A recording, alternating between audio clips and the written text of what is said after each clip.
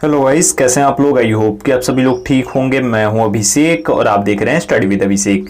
तो गाइस, लेके आ गया हूं आपका पार्ट 4 सामान्य अध्ययन यानी जीके के 15 क्वेश्चंस क्विज का। आई होप कि आपने इससे पहले वाले जो 3 पार्ट्स हुए हैं उन सभी को देख लिया होगा। अगर आपने नहीं देखा है तो इस वीडियो को देखने के बाद उसे जाकर के जरूर देखना, पार्ट 1, पार्ट 2 और पार्ट 3। अगर आपने देख लिया है तो बहुत अच्छी बात है। आज आप पार्ट 4 को देखेंगे। सभी क्वेश्चंस को अच्छे से करना, कोशिश करना कि खुद से सॉल्व करो, उसके बाद ही आंसर देखो कि मैं क्या बता रहा हूं, और उसके बाद कमेंट सेक्शन में कमेंट करके जरूर बताना। चलिए शुरू करते हैं। और एक और चीज बोलना चाहूंगा शुरू करने से पहले कि अगर आप चैनल पे नए हो और अभी तक चैनल को सब्सक्राइब नहीं किया है तो चैनल को सब्सक्राइब करके बेल आइकन को जरूर प्रेस कर देना, ऐसे ही वीडियो सबसे पहले पाने के लिए। चलिए शुरू करते हैं। तो गाइज, अभी मैं 46 नंबर से शुरू करने वाला हूं। इससे पहले हम लोग 45 नंबर तक कर चुके थे 3 पार्ट्स में। पार्ट 4 में 46 से लेकर के 60 तक हम लोग करेंगे। 15 क्वेश्चन ही करने वाले हैं। शुरू करने से पहले जैसा मैं हमेशा बोलता हूं, इस वीडियो में भी बोल रहा हूं कि जो भी आपका स्कोर हो, जितना भी आपने किया हो आउट ऑफ 15, वो ऑनेस्टली सच्चाई से कमेंट सेक्शन में कमेंट करके बता देना, क्योंकि अगर आप झूठ बोलोगे तो आप खुद को ही धोखा दोगे। तो जरूर सच्चाई से बताना आप कहां से हो, आपने कितना स्कोर किया है, ठीक है। और बाकी जो क्वेश्चन मैं पूछूंगा, अगर इसमें कोई क्वेश्चन पूछ लेता हूं कि आपको इसका आंसर बताना है कमेंट सेक्शन में कमेंट करके, तो उसे भी जरूर बताना। चलिए क्वेश्चन देखते हैं। क्वेश्चन है, अश्व अक्षांश हॉर्स लैटिट्यूड्स कितने अंश भूमध्य रेखा के दोनों ओर पाई जाती है। How many axes are there on both sides of equator. 45 to 60, 5 to 25, 30 to 35 degree और 0 degree to 5 degree. Right answer हो जाएगा ऑप्शन नंबर सी, यानी 30 डिग्री टू 35 डिग्री। अब देखिए कहीं पे 30 आ जाएगा, 31, 32, मतलब 35 तक अगर आए आपके ऑप्शन में तो वही आंसर होगा। अब अगर 30 डिग्री और 35 डिग्री दोनों ऑप्शन में हो देन आपका आंसर 30 डिग्री ही होना चाहिए, ठीक है। चलिए आगे बढ़ते हैं। सबसे बड़ा चिड़ियाघर कहां पर है। वेयर इज द लार्जेस्ट जू। इंडिया में पूछा जा रहा है। दिल्ली, जयपुर, पुणे और चेन्नई। तो राइट आंसर इसके लिए हो जाएगा गाइस हमारा ऑप्शन नंबर डी, यानी चेन्नई। तमिलनाडु में चेन्नई में सबसे बड़ा चिड़ियाघर है। उसका नाम क्या है? उसका नाम है अरिगनार अन्ना जूलॉजिकल पार्क। अरिगनार अन्ना जूलॉजिकल पार्क, जो कि वंडालूर में है। और ये इसकी स्थापना बहुत पहले हो चुकी थी, लगभग 1856 में, 1856 में। लेकिन इसे आम लोगों के लिए, नॉर्मल पब्लिक के लिए 24 जुलाई 1985 यानी 1985 में खोला गया था। ये कुल 1490 एकड़ में फैला हुआ है। 1490 एकड़ में फैला हुआ है। सबसे बड़ा जूलॉजिकल पार्क है ये भारत का।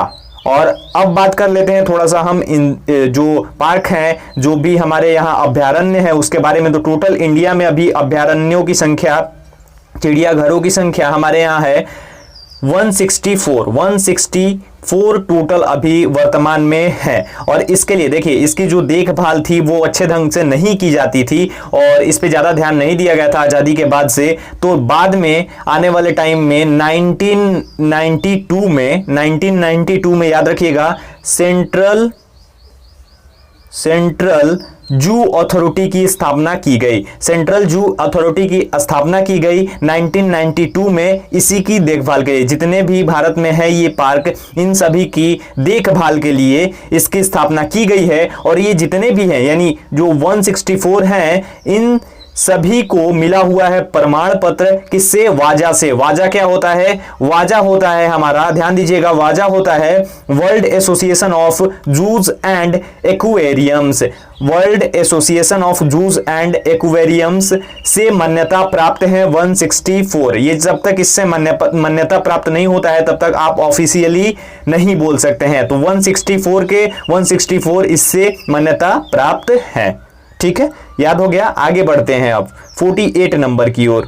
सरिस्का अभ्यारण्य कहां स्थित है? Where is Sariska sanctuary located. Assam, Kerala, Tamil Nadu और राजस्थान। राइट आंसर हो जाएगा हमारा ऑप्शन डी, यानी राजस्थान। सरिस्का अभ्यारण्य राजस्थान में है और ये राजस्थान के अलवर जिले में, अलवर डिस्ट्रिक्ट में है। राजस्थान के अलवर डिस्ट्रिक्ट में ये स्थित है। टोटल 866 किलोमीटर में फैला हुआ है और ये स्थापित हुआ था 1955 में। 1955 में इसकी स्थापना हुई थी। टोटल फैला हुआ है 866 किलोमीटर में और ये अलवर राजस्थान में है। आगे बढ़ते हैं 49 नंबर। मैकमोहन लाइन किन देशों के बीच है? McMahon line is between which country? India and Pakistan, India and China, Pakistan and Sri Lanka और Pakistan and China. Right answer हो जाएगा ऑप्शन नंबर बी, यानी इंडिया और चाइना के बीच में ये है। इंडिया को चाइना से अलग करता है मैकमोहन लाइन। और ये किसके नाम पे है? ये हेनरी मैकमोहन के नाम पे है। इन्होंने ही निर्धारण किया था, तो इन्हीं के नाम पे है मैकमोहन लाइन। और ये निर्धारित हुआ था 1914 में। 1914 में ये निर्धारित हुआ था, हेनरी मैकमोहन ने किया था और उन्हीं के नाम पे मैकमोहन लाइन इसका नाम पड़ा। इंडिया और चाइना को अलग करता है। आगे बढ़ते हैं 50 नंबर। राज्यसभा के सदस्य का कार्यकाल कितना होता है? What is the term of A member of Rajya Sabha? 6 वर्ष, 5 वर्ष, एक बार फिर से 6 वर्ष हो गया है, गलत टाइपिंग है, 4 वर्ष। तो यहां पे राइट आंसर हो जाएगा ऑप्शन ए और ऑप्शन सी, जो भी बोले 6 वर्ष होगा। 6 वर्ष होता है टर्म राज्यसभा के किसी मेंबर का, किसी सदस्य का। राज्यसभा की अगर हम बात करें तो राज्यसभा जो होती है ये ऊपरी सदन होती है। इसके अध्यक्ष जो होते हैं वो भारत के वर्तमान उपराष्ट्रपति, जो भी भारत के वर्तमान उपराष्ट्रपति होंगे वो उसके अध्यक्ष यानी राज्यसभा के अध्यक्ष होंगे, यानी सभापति होते हैं। ठीक है, उन्हीं के दिशा निर्देश पे चलती है राज्यसभा। जो भी आपके उपराष्ट्रपति होंगे भारत के, अभी वर्तमान में है वेंकैया नायडू, तो वहीं राज्यसभा के सभापति भी हैं। ठीक है, और ये जो राज्यसभा होती है ये एक स्थायी सदन है। राज्यसभा क्या है? स्थायी सदन है। इसे भंग नहीं किया जा सकता है और इस पे जो भी सदस्य होते हैं यानी कि 1/3 सदस्य प्रत्येक 2 वर्ष पे, एवरी 2 ईयर रिटायर होते जाते हैं और फिर नए सदस्य जुड़ते जाते हैं। आगे बढ़ते हैं। बंबू डांस कहां का लोक नृत्य है? Bamboo dance is a folk dance of which state? Mizoram, Kerala, Rajasthan और तमिलनाडु। राइट आंसर हो जाएगा ऑप्शन ए, यानी कि मिजोरम। मिजोरम का एक प्रमुख लोक नृत्य है। कौन सा? Bamboo dance. Bamboo dance Mizoram का प्रमुख लोक नृत्य है। आगे बढ़ते हैं 52 नंबर। नागालैंड की राजभाषा क्या है? What is the official language of Nagaland? Hindi, Malayalam, अंग्रेजी और कन्नड़। राइट आंसर हो जाएगा ऑप्शन सी, यानी कि अंग्रेजी। English is the official language of Nagaland.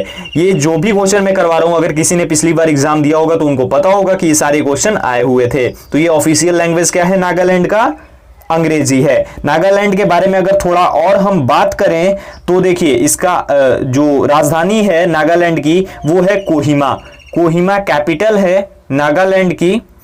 यहां पे टोटल 12 जिले हैं और लगभग 19 लाख यानी 19 लाख के लगभग में आबादी है। अप्रोक्स 19 लाख यहां की आबादी है। इसका गठन जो है वो हुआ था 1 दिसंबर 1963 को। ये सब नोट कर सकते हैं अगर करना चाहे तो। कोहिमा राजधानी है, 12 टोटल जिले हैं, 19 लाख के आसपास इसकी जनसंख्या है और इसका गठन हुआ था 1 दिसंबर 1963 में। यहां पे सीएम अभी वर्तमान में है नेफियू रियो और गवर्नर है आरएन रावी। आरएन रवि जो है ये गवर्नर है, नेफियू रियो सीएम है और 1/12/1963 को इसको स्थापित किया गया था, इसका गठन किया गया था। आगे बढ़ते हैं। बटरफ्लाई शब्द किस खेल से संबंधित है? Butterfly word is related to which sport? Badminton, तैराकी, कबड्डी और खो खो। राइट आंसर हो जाएगा ऑप्शन नंबर बी, यानी स्विमिंग। स्विमिंग से संबंधित है। स्विमिंग में ये कला होती है जो कि जिसे हम बटरफ्लाई के रूप में बोलते हैं और जानते हैं। 54 नंबर। अंतरराष्ट्रीय न्यायालय में जजों की संख्या क्या है? What is the number of जजेस in international court of justice, जिसे हम शॉर्ट में ICJ भी बोलते हैं? 10, 15, 20 और 16। राइट आंसर हो जाएगा गाइस इसके लिए ऑप्शन नंबर बी, यानी कि 15। टोटल 15 होती है अंतरराष्ट्रीय न्यायालय में जजों की संख्या। 15 इज द नंबर ऑफ जजेस in international court of justice. ठीक है, इसकी अगर बात करें तो हम इसकी जो स्थापना हुई थी ये जून 1945 में हुई थी। इसकी स्थापना हुई थी। शुरुआत इसकी हुई थी अप्रैल 1946 से, और इसका जो मुख्यालय है वो द हेग नीदरलैंड में स्थित है। नीदरलैंड में द हेग में स्थित है, और जहां पे इसका मुख्यालय है उसे हम शांति पैलेस के नाम से भी जानते हैं। पीस पैलेस और शांति पैलेस यानी शांति भवन के नाम से जाना जाता है। टोटल इसके सदस्य देश हैं 193, 193 कंट्रीज जो है ये इसके सदस्य हैं। अध्यक्ष इसके अभी वर्तमान में है अब्दुल कावी यूसुफ। अब्दुल कावी यूसुफ जो है ये इसके अध्यक्ष हैं, और टोटल 15 जज होते हैं जो कि 9 साल की पीरियड के लिए रहते हैं, यानी प्रत्येक का जो पीरियड होता है वहां पे वो 9 साल का होता है। 9 साल बाद ही वो रिटायर होते हैं। आगे बढ़ते हैं। भारत का राष्ट्रीय चिन्ह क्या है? What is the national symbol of India? Ashok स्तंभ, कमल का फूल, गुलाब का फूल, सफेद लिली। राइट आंसर हो जाएगा ऑप्शन ए यानी अशोक स्तंभ। Pillar of Ashoka is the national symbol of India. आगे बढ़ते हैं 56 नंबर। ग्रीष्मकालीन ओलंपिक 2020 कहां आयोजित होगा? Where will the summer Olympic of 2020 be held? Tokyo, Paris, London और दिल्ली। अब यहां पे ध्यान दीजिएगा, ये होना था टोक्यो में, ठीक है, जुलाई अगस्त में होना था टोक्यो में, जापान में, लेकिन जो कोरोना हुआ है, कोरोना के वजह से इसे टाल दिया गया है। इसकी डेट्स बढ़ चुकी हैं और अब ये अगले साल होगा यानी 2021 में होगा। और ये कहां पे होगा? टोक्यो में ही होगा, और टोक्यो जापान में ये किया जाएगा इसका आयोजन। और 23 जुलाई 2021 से लेकर के 8 अगस्त 2021 के बीच में इसका आयोजन होगा। आगे बढ़ते हैं हम 57 नंबर की ओर। ओडिशा के मुख्यमंत्री कौन है? Who is the chief minister of Odisha? Narendra Tomar, Naveen Patnaik, Mamata Banerjee और कुमारस्वामी। राइट आंसर हो जाएगा ऑप्शन बी यानी नवीन पटनायक। ये बीजेडी बीजू जनता दल के हैं, और ये वहां पे बीजू जनता दल की सरकार है उड़ीसा में, और ये वहां के मुख्यमंत्री हैं उड़ीसा के। ठीक है, आगे बढ़ते हैं 58 नंबर की ओर। लेकिन इससे पहले कुछ फैक्ट्स बता देता हूं उड़ीसा के बारे में, हमेशा बताते आ रहा हूं तो इसमें भी बता देता हूं। इसकी राजधानी है भुवनेश्वर, और इसकी जो स्थापना या फिर गठन बोलिए, गठन जो हुआ था वो 26 जनवरी 1950, 26 जनवरी 1950 को इसका गठन हुआ था। गवर्नर गणेशी लाल हैं, गणेशी लाल यहाँ के गवर्नर हैं, और नवीन पटनायक मुख्यमंत्री हैं। आगे 2019 में G20 कहां हुआ? Where did G20 summit take place in 2019? Japan, Malaysia, Australia और रसिया। राइट आंसर हो जाएगा ऑप्शन नंबर ए यानी जापान। जापान में हुआ था ये, और जो हुआ था वो 14 था, यानी 14th नंबर ये था 2019 में ओसाका में, जापान के ओसाका शहर में 28 और 29 जून को आयोजित किया गया था G20 समिट। ठीक है, याद रखिएगा। आगे बढ़ते हैं। फीफा विश्व कप 2018 किसने जीता? Who is the winner of FIFA world cup 2018? France, Russia, Croatia और ब्राजील। राइट आंसर हो जाएगा ऑप्शन बी यानी फ्रांस। फ्रांस जो है वो विनर है फीफा वर्ल्ड कप 2018 का। फ्रांस और क्रोएशिया के बीच फाइनल मुकाबला हुआ था, जिसमें फ्रांस ने क्रोएशिया को 2 के मुकाबले 4 से हराया था। ठीक है, क्रोएशिया हार गया था, क्रोएशिया उपविजेता रहा था। 60 नंबर है, लास्ट क्वेश्चन। स्वामी विवेकानंद का जन्म कहां हुआ? What is the birth place of Swami Vivekananda? Mumbai, Delhi, Kolkata और Chennai. Right answer option C हो जाएगा कोलकाता। कोलकाता स्वामी विवेकानंद का यहाँ पे जन्म हुआ था। इनका जन्म हुआ था 12 जनवरी 1863, 12 जनवरी 1863 में जन्म हुआ था। डेथ हुई थी इनकी 4 जुलाई 1902 में, और इनका जन्म हुआ था कोलकाता में 12 जनवरी 1863 को, और डेथ हुआ था बेलूर में 4 जुलाई 1902 को। 39 साल की उम्र में इनकी मृत्यु हो गई थी। इनका फुल नेम था नरेंद्र नाथ दत्ता।